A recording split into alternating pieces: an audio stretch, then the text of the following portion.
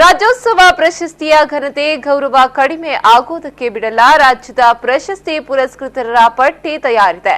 ಮುಖ್ಯಮಂತ್ರಿಗಳಿಗೆ ಅಕ್ಟೋಬರ್ 30ಕ್ಕೆ ಪಟ್ಟಿಯನ್ನ ಕೊಟ್ಟಿದ್ದೇನೆ. ನೀತಿ ಸಂಹಿತೆಯಿಂದ ವಿಳಂಬವಾಗಿದೆಯಷ್ಟೇ. ರಾಜ್ಯೋತ್ಸವ ಪ್ರಶಸ್ತಿ ಬಗ್ಗೆ ನವೆಂಬರ್ 29ಕ್ಕೆ ಸಿಎಂ ಸಭೆ ಕರೆದಿದ್ದಾರೆ ಅಂತ ಉಡುಪಿ ಜಿಲ್ಲಾ ಉಸ್ತುವಾರಿ ಸಚಿವೆ ಜಯಮಾಲಾ ತಿಳಿಸಿದ್ರು. ರಾಜ್ಯೋತ್ಸವ ಪ್ರಶಸ್ತಿ ವಿಳಂಬದ ವಿಚಾರದ ಬಗ್ಗೆ ವಿಪಕ್ಷ ಟೀಕೆ ಮಾಡುತ್ತಿರುವ ಬಗ್ಗೆ ಪ್ರತಿಕ್ರಿಯೆ ನೀಡಿದ ಅವರು ನವೆಂಬರ್ ಅಂತ್ಯದೊಳಗೆ ಪ್ರಶಸ್ತಿ ಪ್ರದಾನ ಮಾಡೇ ಮಾಡ್ತೇವೆ ಅಂತ ತಿಳಿಸಿದ್ರು. ಅದರ ಘನತೆ ಗೌರವವನ್ನು ನಾವು ಯಾವತ್ತೂ ಕೂಡ ನೆಲಕ್ಕೆ ಹಾಕಲ್ಲ. ಅದು ಹೇಳಿರ್ತಕ್ಕಂಥ ಮಾತುಗಳನ್ನು ನಾವು ಘನತೆಯನ್ನು ಉಳಿಸ್ಕೊಂಡು ಖಂಡಿತವಾಗ್ಲೂ ಕೆಲಸ ಮಾಡ್ತೀನಿ. ನಿನ್ನೆ ಆಗಲೇ ಎಲ್ಲವನ್ನೂ ಕೂಡ ನಾವು ಪರಿಶೀಲನೆ ಮಾಡಿದ್ವಿ.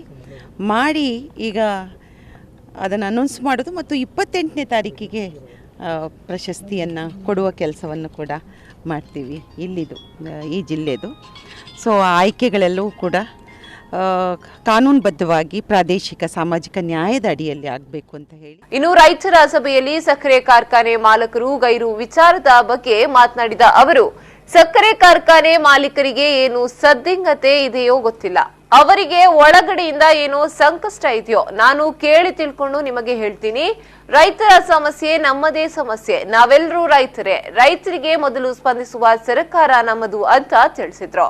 ರೈತ ಮಹಿಳೆಗೆ ಸಿಎಂನಿಂದ ಅವಮಾನ ವಿಚಾರದ ಬಗ್ಗೆ ಸಿಎಂ ಪರ ಜಯಮಾಲಾ ಬ್ಯಾಟಿಂಗ್ ನಡೆಸಿದ್ರು. ಸಿಎಂ ಮಾತನಾಡಿರೋದು ನಾನು ಕೇಳಿದ್ದೇನೆ. ಅವರ ಮಾತಿನ ಅರ್ಥ ಭಾವನೆ ಮಹಿಳೆಯರ ವಿರುದ್ಧ ಇರಲಿಲ್ಲ. ಹೋರಾಟ ಮಾಡಿದ ರೈತ ಮಹಿಳೆಗೆ ಅವಮಾನ ಮಾಡಿಲ್ಲ. ಎಲ್ಲರೂ ಅವರವರ ಭಾವಕ್ಕೆ ತಕ್ಕಂತೆ ಇಂಟರ್ಪ್ರಿಟೇಷನ್ ಮಾಡ್ತಿದ್ದಾರೆ. ಯಾವುದೇ ಗೂಢಾರ್ಥ ಇಟ್ಕೊಂಡು ಸಿಎಂ ಮಾತನಾಡಲಿಲ್ಲ. ಹೆಣ್ಮಕ್ಕಳನ್ನ ತಾಯಿ ಅಂತಾನೆ ಗೌರವದಿಂದ ಕರೀತಾರೆ ಅಂದ್ರು. ಇನ್ನು ಎಲ್ಲರೂ ಅವರ ಆತ್ಮ ಮುಟ್ಟಿಕೊಂಡು ವಿಚಾರ ಮಾಡಲಿ. ಈ ದೇಶ ಎಲ್ಲವನ್ನ ಗಮನಿಸ್ತಾ ಇದೆ ಅನ್ನೋದು ಮರಿಬೇಡಿ ಎಂದರು. ಅವರ ಅರ್ಥಗಳಾಗ್ಲಿ ಅಥವಾ ಅವರ ಭಾವನೆಗಳಾಗ್ಲಿ ಮಹಿಳೆಯರ ಪರವಾಗಿ ಮತ್ತು ಎಸ್ಪೆಷಲಿ ಅಲ್ಲಿ ಹೋರಾಟಕ್ಕೆ ನಿಂತಂಥ ಮಹಿಳೆಯ ವಿರುದ್ಧವಾಗಿ ಆ ಥರದ ಪದ ಬಳಕೆ ಅವರು ಮಾಡಿಲ್ಲ. ಇಂಟರ್ಪ್ರಿಟೇಷನ್ನಲ್ಲಿ ಕೆಲವೊಮ್ಮೆ ಏನಾಗುತ್ತೆ ಅಂದರೆ ಅವರವರ ಭಾವಕ್ಕೆ ದಕ್ಕಿದ ಹಾಗೆ ಮಾತಾಡುವಂಥ ಸ್ಥಿತಿಗಳು ನಾವು ಕಾಣ್ತಿದ್ದೀವಿ. ಆದರೆ ಹಾಗೆ ಆ ಅರ್ಥದಲ್ಲಿ ಯಾವುದೇ ಒಂದು ಗೂಢಾರ್ಥವನ್ನು ಇಟ್ಕೊಂಡು ಅಥವಾ ಇನ್ನೊಂದು ಅರ್ಥದಲ್ಲಿ ಅವರು ಖಂಡಿತವಾಗ್ಲೂ ಮಾತಾಡಿಲ್ಲ.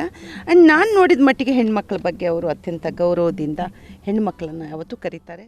ಇನ್ನು ದೇವರ ಮೇಲೆ ನನಗೆ ನಂಬಿಕೆ ಇದೆ. ದೇವರು ನನಗೆ ಬದುಕು. ದೇವರನ್ನೇ ಟಾರ್ಗೆಟ್ ಮಾಡೋರ ಬಗ್ಗೆ ನಾನು ಏನು ಕೂಡ ಹೇಳಲ್ಲ. ನಮಗೆ ಜೀವನದ ಗೆರೆ ಹಾಕಿಕೊಟ್ಟಿದ್ದು ದೇವರು. ನಂಬಿಕೆ ದೇವಸ್ಥಾನ ಪರ ವಿರೋಧ ಏನು ಹೇಳಲ್ಲ. ಮೇಲಿರುವ ದೇವರೇ ಎಲ್ಲವನ್ನ ನೋಡ್ಕೋತಾರೆ ಅಂತ ಜಯಮಾಲಾ ಹೇಳಿದ್ರು. ಈ ದೇಶ ಎಲ್ಲವನ್ನೂ ಗಮನಿಸ್ತಾ ಇದೆ, ಮರಿಬೇಡಿ. ಅರ್ಧ ಆಕಾಶ ಅರ್ಧ ಭೂಮಿ ಇದ್ದ ಹಾಗೆ ಅರ್ಧ ಹೆಣ್ಣು ಮಕ್ಕಳಿದ್ದಾರೆ, ಅದರಲ್ಲಿ 30% ಮಕ್ಕಳಿದ್ದಾರೆ. ಸೊ ಈ ಸಮಾಜ ಒಂದನ್ನು ಮಾತ್ರ ಮರೀದೇ ನೋಡಬೇಕಾಗಿರ್ತಕ್ಕಂಥದ್ದು, ಆತ್ಮವನ್ನು ಮುಟ್ಕೊಂಡು ಇದಕ್ಕೆ ಉತ್ತರವನ್ನು ಅವ್ರಿಗೆ ಅವರೇ ಕಂಡುಕೋಬೇಕು. ನಾನು ಇದಕ್ಕೆ ಯಾವುದಕ್ಕೂ ಉತ್ತರವನ್ನು ಈ ಸಂದರ್ಭದಲ್ಲಿ ಕೊಡಲಿಕ್ಕೆ ಇಷ್ಟಪಡಲ್ಲ. ಆಮೇಲೆ ಯಾರು ದೇವರನ್ನು ಟಾರ್ಗೆಟ್ ಮಾಡ್ತಾರೆ ನನ್ನ ಪ್ರಕಾರ ಅದು ನನಗೆ ಗೊತ್ತಿಲ್ಲ. ನಾನು ಅದಕ್ಕೆ ಉತ್ತರ ಕೊಡಲಾರೆ. ದೇವರು ನನಗೆ ನಂಬಿಕೆ, ದೇವರು ನನಗೆ ನಮ್ಮ ಬದುಕು, ನಮ್ಮ ಜೀವನ, ನಮಗೆ ಜೀವನದ ಗೆರೆಯನ್ನು ಹಾಕಿಕೊಟ್ಟಿರ್ತಕ್ಕಂಥದ್ದು ದೇವರು.